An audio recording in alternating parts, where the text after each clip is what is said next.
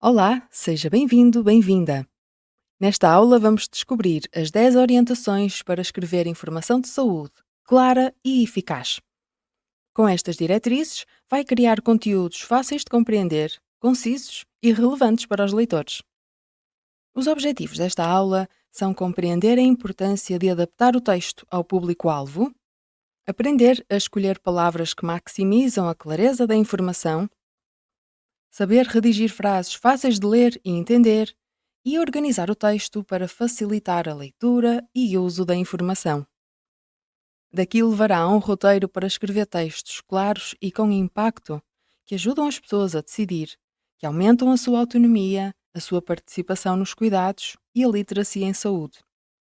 Caso queira aprofundar mais este tema, no final da aula falarei um pouco do curso Escrever sobre Saúde para o Público, onde abordo as orientações de que vamos falar nesta aula e outras com mais detalhe. Por participar nesta aula terá um desconto exclusivo, mas isso fica para o final. As orientações que vamos ver vêm da linguagem clara, que é uma técnica de comunicação que garante que o público encontra a informação que precisa, entende-a com facilidade e usa a informação na medida das suas necessidades. É uma técnica muito útil nas áreas em que comunicamos sobre temas complexos com o cidadão. Temas sobre leis ou finanças, saúde, mas não só nesses temas complexos, em todas as áreas em que é fundamental que todos compreendam a informação. Com a linguagem clara, melhoramos a acessibilidade e a transparência da informação. Facilitamos a compreensão, evitamos falhas na comunicação e capacitamos as pessoas a tomarem boas decisões. Como fazer isto na área da saúde? É o que vamos ver nesta aula. Vamos às 10 orientações?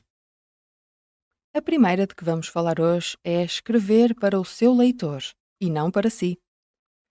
Quando escrevemos informação para os leitores não especialistas, tendemos a pensar no que é que nós sabemos, no que nós achamos importante dizer, no que consideramos que o outro vai achar relevante ou até no que precisa de saber. Tudo isto são pontos válidos, mas são pontos de vista de quem escreve. Repare, o texto que estamos a redigir não é para nós, é para quem vai ler.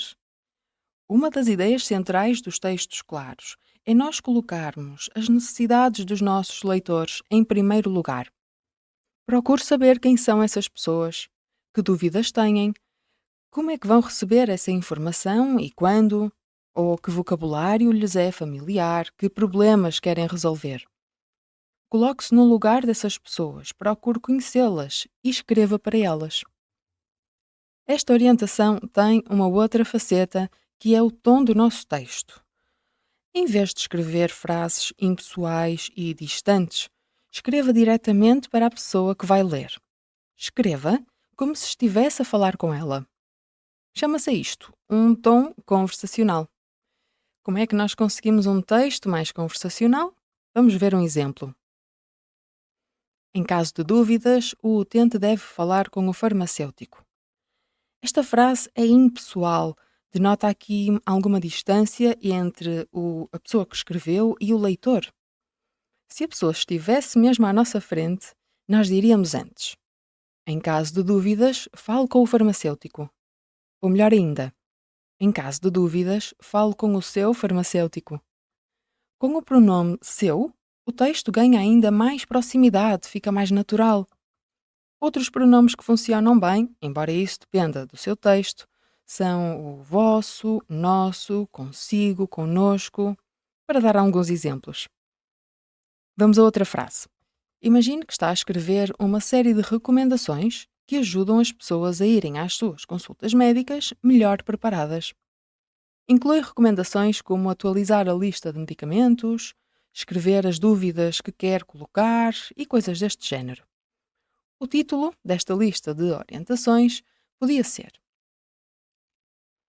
Orientações para preparar a consulta médica. Como é que nós podemos melhorar isto?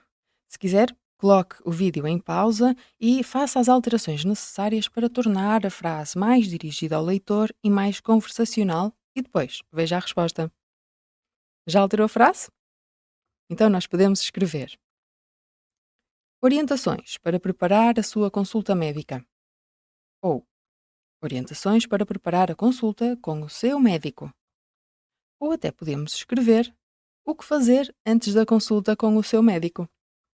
Esta última versão é conversacional e tem também a vantagem de convidar mais à ação. E usa palavras mais simples. Falaremos disso mais à frente. Então, a primeira orientação é escrever para o seu leitor e não para si.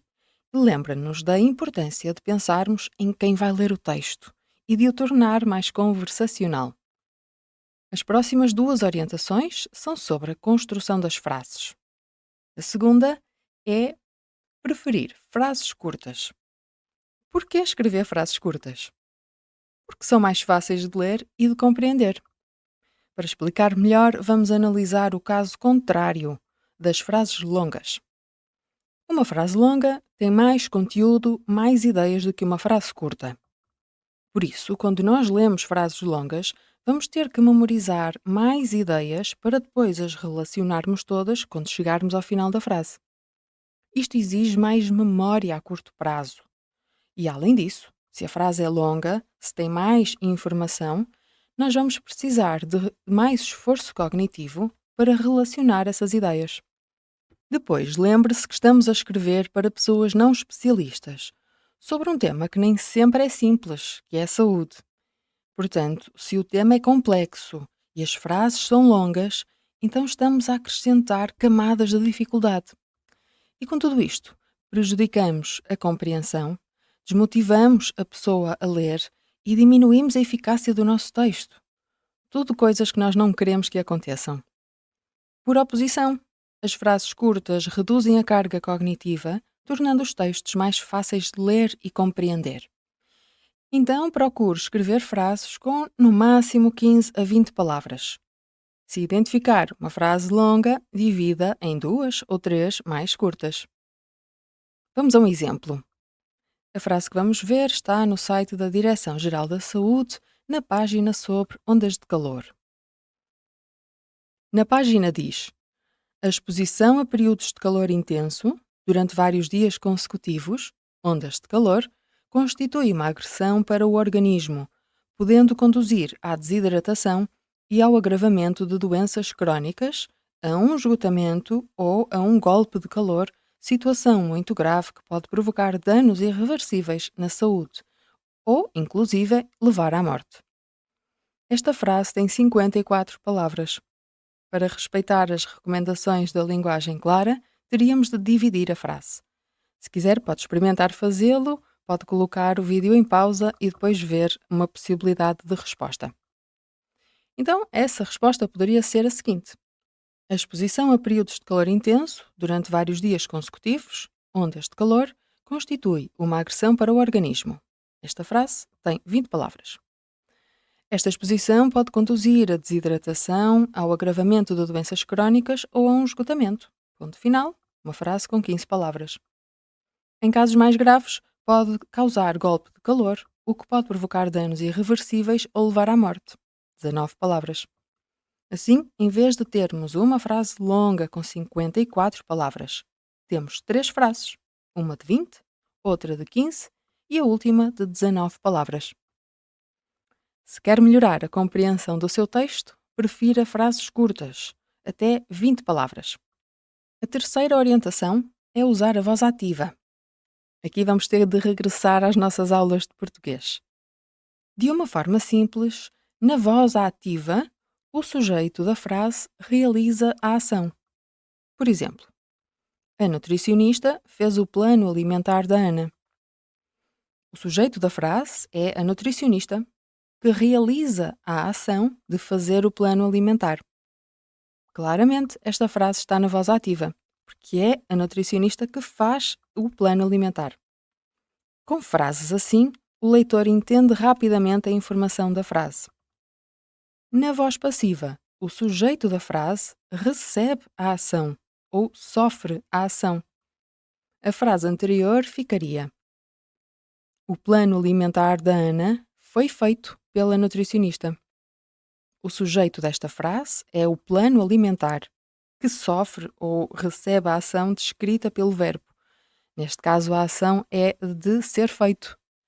Esta frase é mais pesada, é menos direta e o leitor tem de fazer um raciocínio para perceber quem fez o quê. Pode não dar conta disso, mas este raciocínio acontece. Vamos a outro exemplo. Comecemos agora com uma frase na voz passiva. A vacina foi dada ao João pela enfermeira Luísa. Portanto, a vacina recebe a ação de ser dada. Isto nem faz muito sentido quando dizemos desta forma, mas é mais ou menos isto que está a acontecer com esta frase. A vacina sofre uma ação, não a realiza. Como é que nós podemos pôr esta frase na voz ativa? Se quiser, pode pôr o vídeo em pausa e pensar um pouco sobre a resposta. Ficaria então: a enfermeira Luísa deu a vacina ao João. Aqui, a enfermeira faz a ação, não sofre a ação. E isto é uma frase na voz ativa. A voz ativa é melhor porque é mais clara, mais direta e mais fluida. A voz passiva é indireta, tende a ser menos concisa e pode originar erros na comunicação. Sendo assim, use a voz ativa. As próximas duas orientações são sobre as palavras que usamos. A quarta orientação é então escolher palavras do dia a dia.